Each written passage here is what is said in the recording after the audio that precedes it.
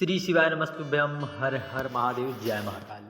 कैसे हैं आप सब? आज का यह वीडियो हम सभी के लिए बहुत ही खास होने वाला है। जितनी भी माताएं बहनें इस वीडियो को सुन रहे देख रहे, बिल्कुल ही ध्यान से सुने और संपूर्ण वीडियो को अंत तक जरूर देखें, क्योंकि यह साल की आखिरी एकादशी है। कौन सी आखिरी? अर्थात अंतिम मौका है हमारे जीवन में माता लक्ष्मी की कृपा प्राप्त करने के लिए, भगवान देवाधिदेव महादेव की कृपा प्राप्त कराने के लिए, साथ ही साथ भगवान श्री हरि विष्णु की कृपा प्राप्त कराने का यह आखिरी मौका है। अर्थात आखिरी एकादशी है। एकादशी से प्रिय भगवान श्री हरि विष्णु को कुछ भी नहीं होती। तो इसी में हम सभी को पूज्य गुरु जी के द्वारा बताए गए एकादशी के हाल ही की कथाओं में जो पूज्य गुरु जी ने उपाय बताया है, भगवान भोलेनाथ को प्रसन्न करने के लिए अपने जीवन में चल रही विषम परिस्थितियों को सम परिस्थितियों में बदलने के लिए हमें पूज्य गुरु जी के द्वारा कुछ उपाय करना है। तो कब करना है, कैसे करना है, इसकी पूरी जानकारी वीडियो के अंत तक जरूर बने रहें, क्योंकि यह साल 23 दिसंबर साल की सबसे बड़ी, सबसे आखिरी एकादशी है, जिसे हम सभी लोग मोक्षदा एकादशी, वैकुंठा एकादशी के नाम से जानते हैं। इस एकादशी पर वैकुंठ के द्वार खुले रहे। हम सभी को पूज्य गुरु जी की जो हाल ही की शिव महापुराण कथाओं में जो उपाय बताए गए हैं, उन सभी उपायों को हम सभी को जरूर करना है। इस पूरे वीडियो में 5 चीज़ों से हमें उपाय करना है, और उपाय हमें शनिवार का विशेष दिन है, जो कि शनिवार का दिन भगवान शनिदेव को तो प्रसन्न करता ही है, साथ ही साथ भगवान हनुमान जी को भी प्रसन्न करता है। तो आइए हम सभी लोग श्रद्धा वाला उपाय करना है। पीले कनेर के पुष्प को, जिसे हमें लेकर नहीं जाना है, किस प्रकार करना है? खाली स्थान पूर्ण मनोकामना। अर्थात उसका नाम तो खाली स्थान है, परंतु हम सभी को पता हो कि कहाँ खाली स्थान रहता है, कहाँ पर हमें स्पर्श करना है, और दीपक और काले तिल से करना है। और इस एकादशी पर तुलसी का एक विशेष अचूक और दिव्य उपाय हमें करना है, जिस उपाय को करने से हमें हमारे कार्य क्षेत्र में, कैरियर क्षेत्र में हमें सफलता निश्चित है मिलती है।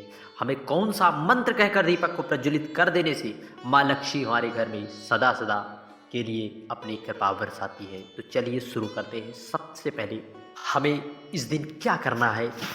चलिए सबसे पहले हमें इस दिन सबसे पहले तुलसी की थोड़ी सी लकड़ी लेना है। तुलसी की थोड़ी सी लकड़ी डालकर हम स्नान करें, या फिर हमें थोड़ी सी इस प्रकार हल्दी लेकर हमें स्नान करना है। सबसे पहला तुलसी की लकड़ी को आपको अपने स्नान करने वाले पात्र में डालकर, सबसे पहला काम, जो कि तुलसी भगवान श्री हरि विष्णु को बहुत ही प्रिय है, और वो भी एकादशी के दिन जो भी व्यक्ति तुलसी की लकड़ी आपको पहले से ही तोड़ कर रखना है, और गलती आपको भूल कर नहीं करना है। तो जो है तुलसी सूखी लकड़ी हो, उसे आपको डालकर स्नान जरूर कर लेना है। फिर आपको जो है पूज्य गुरु जी के द्वारा बताए गए उपाय को करना है, और 3 उपाय की चर्चा, इसमें पूरे वीडियो में 5 उपाय की चर्चा की जाएगी, 5 चीज़ों से, जिसमें से तीसरा उपाय आप भूल कर भी ना छोड़ें। सबसे पहले अपने घर में, पूजा घर में, जहाँ पर आपके घर में श्री हरि का विग्रह रखा है, वहाँ पर आपको एक दीपक घी का, जो कि गौ माता के घी से बना हुआ दीपक हो, उस दीपक को हमें प्रज्वलित कर देना है। सबसे पहले इस प्रकार से गौ माता के घी से हमें उस दीपक को प्रज्वलित कर देना है, सबसे पहला। फिर पूज्य गुरु जी के द्वारा बताए गए उपाय, जो कि हमें स्वधा स्रोत का पाठ करना है। जहाँ पर भी आपके घर में इस तरह पानी रखने वाला स्थान है, परिंदा, यह स्थान हमारे पितरों का होता है। पितरों के स्थान पर हमें एकादशी के दिन, यदि आप मंदिर न जा पाओ, तो जहाँ पर आपका परिंदे का स्थान है, वहाँ पर आपको स्वधा स्रोत का पाठ करना है। क्या? स्वधा स्रोत का पाठ करना है। स्वधा स्रोत का पाठ कर देने से पितृ हमारे ऊपर प्रसन्न हो जाते हैं, और एकादशी का दिन जो भी व्यक्ति स्वधा स्रोत का पाठ करता है, या बाबा पर, भगवान पर जल समर्पित करके स्वधा बोल देता है, क्या? स्वधा, उसके जीवन में पितरों की विशेष कृपा होती है। यदि हमारे जीवन में पितृदोष चल रहे हैं, तो हमारे सारे कार्य बिगड़ने लगते हैं, अर्थात हमारे कार्य में हमें सफलता नहीं प्राप्त होती। परंतु यदि हमारे पितृ प्रसन्न हो जाते हैं, तो हमें हमारे कार्यों में सफलता निश्चित है मिलती है। तो इसीलिए एकादशी के दिन हमें स्वधा स्रोत का पाठ करना है, या स्वधा सुधा जल समर्पित करते समय हमें ज़रूर बोल देना है। श्री शिवाय नमस्तुभ्यम। बढ़ते हैं अगले उपाय की ओर। इस दिन हमें एक पात्र में जल लेना है। कितने? एक पात्र में। ऐसा जल नहीं लेना है आपको, गंगा का जल लेना है। इस प्रकार से हमें गंगा का जल लेना है। एक पात्र में हमें गंगा का जल लेकर इसमें हमें 7 बेलपत्री डालना है। कितने? 7 बेलपत्री, जो भी कहीं से कटी फटी बिल्कुल ना हो। परंतु ध्यान रहे, एकादशी के व्रत में हमें किसी भी वृक्ष की पत्तियां तोड़ना वर्जित पूज्य गुरु जी ने बताया है। इसलिए हमें बेलपत्र बाबा पर समर्पित हो, उसी को यदि धोकर हम समर्पित कर देते हैं तो बाबा हमारी मनोरथ जरूर सिद्ध करते हैं।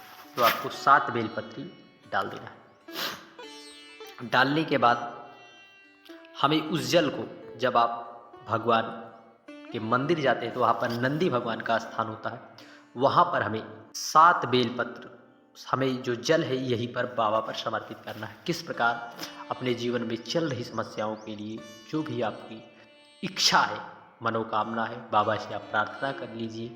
आपका बच्चा गलत संगति में जा रहा है, धन संपदा की दिक्कत है, आपको करियर क्षेत्र में उन्नति नहीं प्राप्त कर रहा है, तो भी आप बाबा से प्रार्थना कर लीजिए। मनोवांछित जो भी आपकी इच्छा है या रुकी हुई आपको प्रार्थना कर लेना है। फिर आप जो 7 बेलपत्री है, एक एक बेलपत्री आप श्री शिवाय नमस्तुभ्यम या ओम नमः शिवाय कहते हुए आपको बाबा पर समर्पित करके प्रार्थना आपको कर लेना है। निश्चित है देवादिदेव महादेव की कृपा आप पर जरूर बरसेगी। एकादशी साल का आखिरी मौका है, एकादशी, इसलिए हम सभी को इस उपाय को करने से बिल्कुल भी नहीं चूकना है। और आप अगला उपाय, हमें आपके घर में इस प्रकार से एक घी का दीपक बनाना। किसका? घी का।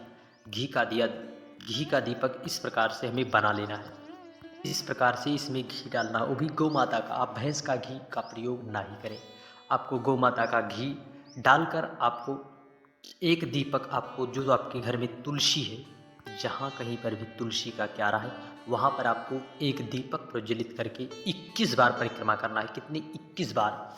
ओम नमो भगवते वासुदेवाय नमः, ओम नमो भगवते वासुदेवाय मंत्र का स्मरण करते हुए 21 बार जो भी व्यक्ति मोक्षदा एकादशी, वैकुंठा एकादशी के दिन परिक्रमा करके माता तुलसी से प्रार्थना कर लेता है, अपने उसके मनवांछित फल जरूर प्राप्त होते हैं। साथ ही साथ माता लक्ष्मी की उस पर विशेष कृपा होती है। क्योंकि इस उपाय को आप भूल कर भी ना छोड़ें, क्योंकि आखिरी मौका है। यह मौका अगर हमारे हाथों से निकल गया तो पछताने के सिवाय कुछ भी नहीं रहेगा।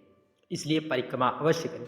इस दिन परिक्रमा कर लेने से माता लक्ष्मी की कृपा होती है, क्योंकि भगवान श्री हरि विष्णु को एकादशी के बाद कुछ भी प्रिय है तो वह तुलसी पत्र। इसलिए भगवान श्री हरि विष्णु के भोग में भी तुलसी पत्र अवश्य प्रीत होता है। और एकादशी के दिन यदि तुलसी के क्यारे में दीप जलाकर 21 बार परिक्रमा कर लेते हैं तो माँ लक्ष्मी की कृपा जरूर होती है। श्री शिवाय नमस्तुभ्यम। हर हर महादेव। पढ़ते अगले उपाय की ओर। हमें खाली स्थान, भगवान भोलेनाथ कुबेर भंडारी के मंदिर जाएंगे एकादशी के दिन, तब हमें जो यहाँ पर यह स्थान दिखाई दे रहा है खाली स्थान, यहाँ पर हमें 3 बार स्पर्श करना है। 3 बार श्री शिवाय नमस्तुभ्यम, श्री शिवाय नमस्तुभ्यम, श्री शिवाय नमस्तुभ्यम स्पर्श करके अपने मन की इच्छा को बोल देना है। शीघ्र अतिशीघ्र आपकी मनोकामना जरूर पूर्ण होगी, क्योंकि खाली स्थान पर 64 योगिनियों का स्थान है, इसलिए सभी देवी देवता का स्थान होता है। इसलिए खाली स्थान पर स्पर्श करने से हमारी मनोकामना शीघ्र अति शीघ्र जरूर पूर्ण होती है। श्री शिवाय नमस्तुभ्यम। हर हर महादेव। पढ़ते हैं अगले उपाय की ओर। आप यदि मंदिर जा रहे हैं तो आपको पीला कनेर का पुष्प बाबा पर समर्पित है, आपको लेकर नहीं जाना है। यदि समर्पित है तो उसे आपको उठाकर पहले भगवान गणेश जी, भगवान कार्तिकेय, माता अशोक सुंदरी, माता पार्वती के हस्तकमल, देवादिदेव महादेव के स्थान पर समर्पित कर देना है। जो समर्पित किया हुआ है, ना कि आपको लेकर आना है। निश्चित है एक बार समर्पित करके आप देखिए, आप एक एकादशी करके देखिए, निश्चित है देवादिदेव महादेव की कृपा से आपके जीवन में आपको परिवर्तन जरूर देखने को मिलेगा। एक बार इस उपाय को प्रैक्टिकल करके जरूर देखें। पूज्य गुरु जी के हाल ही की कथाओं में चल रहे इस उपाय को पूज्य गुरु जी ने बताया है। श्री शिवाय नमस्तुभ्यम। हर हर महादेव। जय महाकाल। वीडियो की जानकारी उपयोगी लगे चैनल को सब्सक्राइब कर कमेंट में हर हर महादेव लिखना ना भूलें। जय महाकाल।